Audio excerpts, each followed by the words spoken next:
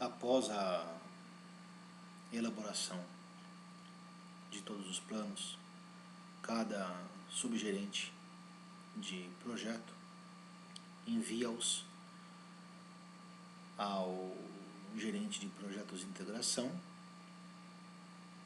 na caixa 18, e o mesmo tem a responsabilidade de integrá-los de forma harmônica. Esta atividade está exemplificada na caixa 205. Uma vez integrados, os planos deverão ser checados pelo PMO na caixa 206. Se estiverem corretamente integrados, serão enviados ao patrocinador do projeto e ao comitê diretivo para análise de aderência quanto ao planejamento estratégico da empresa. Caso contrário, voltarão à responsabilidade do gerente de projetos para reelaboração e reintegração. Em poder do sponsor e do comitê diretivo, na caixa 207, o planejamento do projeto pode ser reprovado, migrando assim para a atividade 2, junto ao departamento de vendas, que deverá contatar o cliente e verificar possíveis adequações do escopo à realidade estratégica da organização.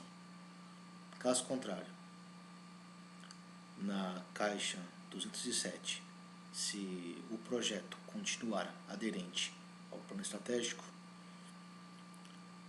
a próxima caixa a ser executada seria a 208, que seria a aprovação formal dos planos. Caso os planos sejam aprovados, iremos para a caixa 209, onde encontramos o plano de gerenciamento de projeto aprovado e assinado, e iniciaremos a execução dos planos aprovados. Caso contrário, caso os planos não sejam aprovados, os planos migram novamente para a caixa 18, sob responsabilidade do gerente de projetos e integrações para execução ou verificação. A fase de execução segue o mesmo princípio de retroalimentação da fase de planejamento, ou seja, após a caixa 209, a responsabilidade pela integração na fase de execução recai sobre o gerente de projetos de integração, que deverá executar a qualidade, a comunicação, as aquisições, o gerenciamento das partes interessadas e também o gerenciamento, a execução dos recursos humanos. Iniciando, portanto, com a atividade 211, que seria a escolha de ferramentas e técnicas apropriadas para a obtenção de opiniões especializadas. Essa atividade, a atividade S, ou caixa 211, ela é recorrente e presente em todas as áreas de conhecimento a serem executadas. Na fase de execução, o subgerente da qualidade, através da caixa 226, realiza uma auditoria de qualidade para os requisitos e produtos ou para os requisitos e serviços. E, de acordo com as caixas 227 e 228, ele procura obter ou conhecer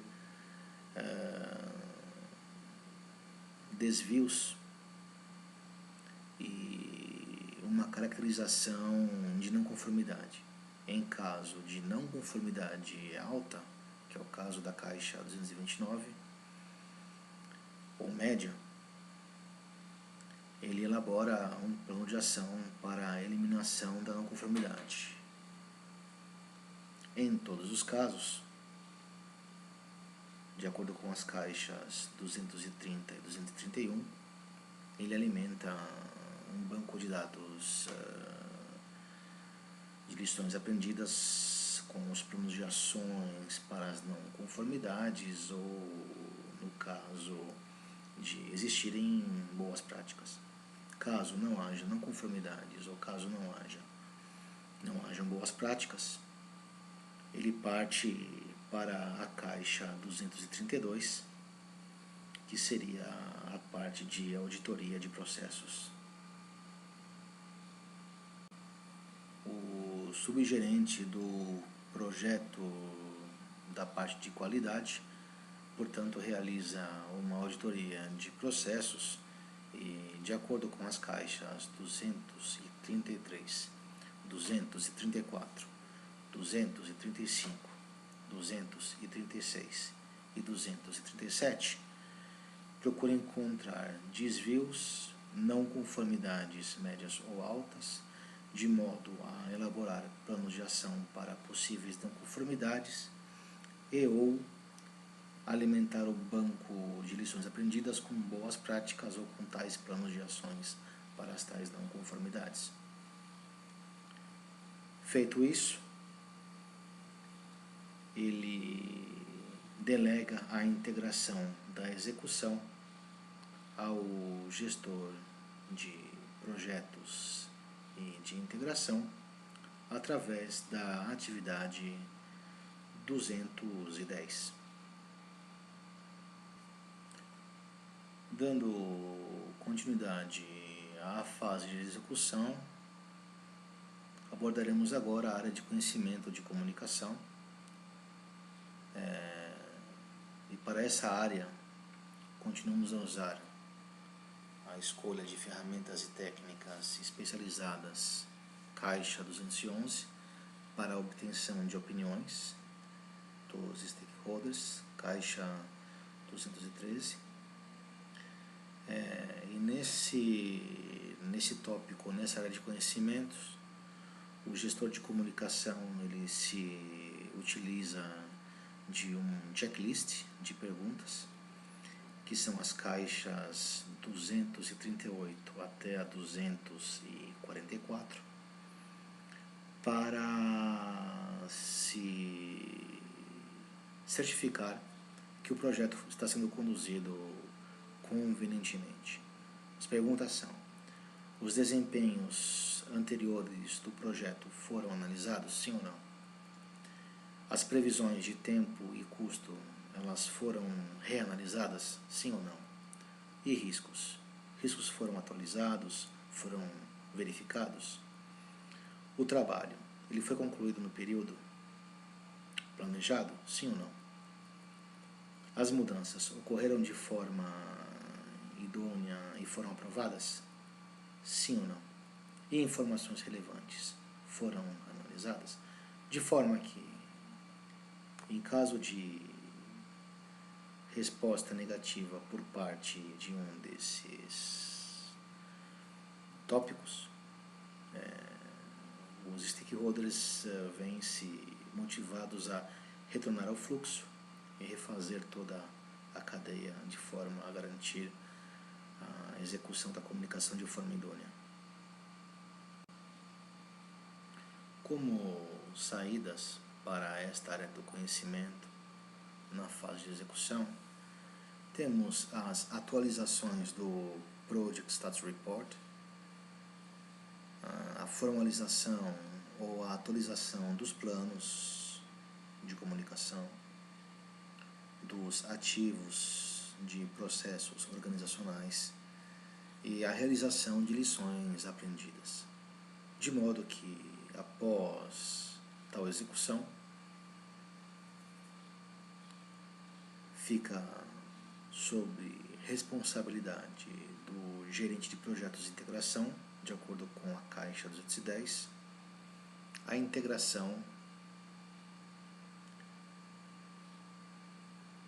desta área de conhecimento com as demais durante a fase de execução.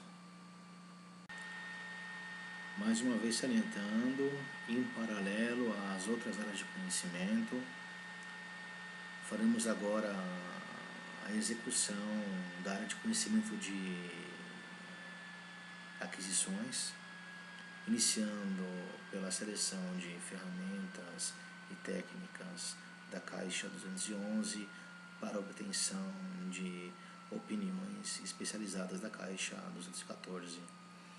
Migramos para a Caixa 249, onde selecionaremos entre ela e a Caixa 250 a utilização de técnicas analíticas ou de técnicas de avaliação de propostas que são contempladas entre as caixas 249 e 251 para a execução de reuniões com fornecedores, de acordo com a Caixa 252.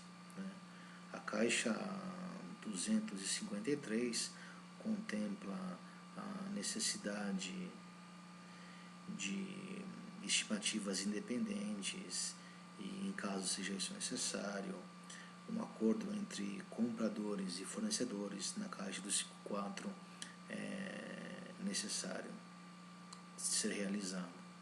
A Caixa 256 relaciona-se com a Caixa 255 em relação às mudanças solicitadas. Caso não haja mudanças, nós executaremos na Caixa 255 a atualização do mapa das aquisições. Depois nomearemos na Caixa 257 os fornecedores, enviaremos os contratos na Caixa 258, outorgaremos tais contratos na Caixa 259.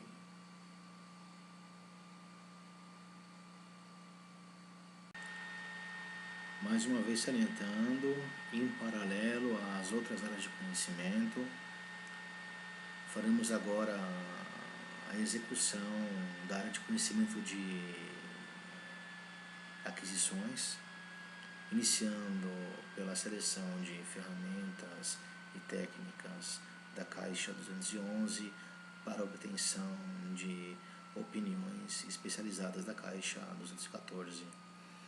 Migramos para a Caixa 249, onde selecionaremos entre ela e a Caixa 250 a utilização de técnicas analíticas ou de técnicas de avaliação de propostas que são contempladas entre as caixas 249 e 251 para a execução de reuniões com fornecedores, de acordo com a Caixa 252. A Caixa 253 contempla a necessidade de estimativas independentes e, em caso seja isso necessário, um acordo entre compradores e fornecedores na Caixa 254 é necessário ser realizado. A Caixa 256 relaciona-se com a Caixa 255 em relação às mudanças solicitadas. Caso não haja mudanças, nós executaremos na Caixa 255 a atualização do mapa das aquisições. Depois nomearemos na Caixa 257 os fornecedores, enviaremos os contratos na Caixa 258, outorgaremos tais contratos na Caixa 259.